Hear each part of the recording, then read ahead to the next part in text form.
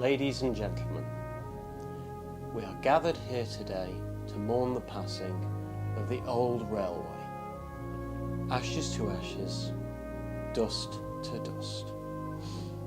Long may it live on in our hearts.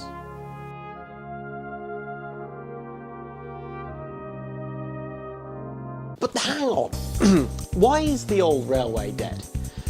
Well, the short answer is because I'm stupid, and the long answer is because I'm very stupid. You may remember a couple of episodes back, I said something really important. Most trains famously can't go up hills. And you see, after I said this, I made an innovative, groundbreaking discovery.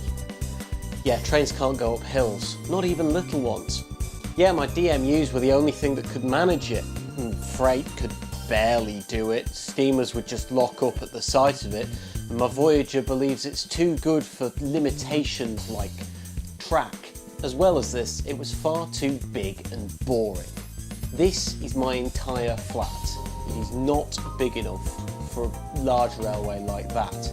And with 2 working adults living here, it didn't take an ethics committee to find out what had to go. But a problem remains. Lots of trains, nowhere to run them.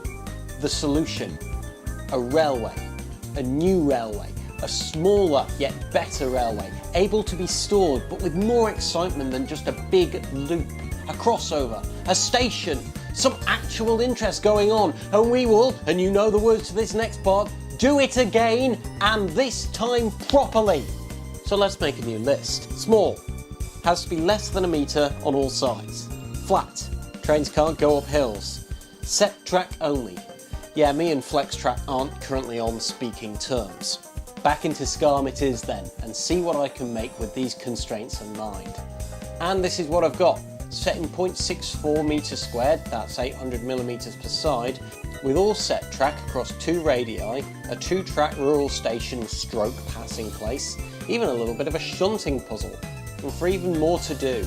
And this is, well, I haven't come up with a name yet. I'll have to watch more Thunderbirds and think of something that way. So how do we build this railway? Well, I'm not messing around anymore.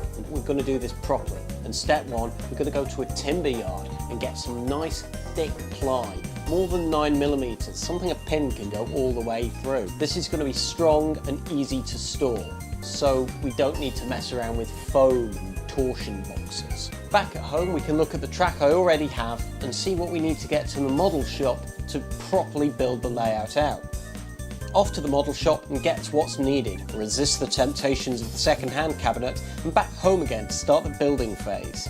I don't think we need a track plan this time, so I'm going to start with cutting out the cork pieces and laying them on the board to form the basic shape of the layout.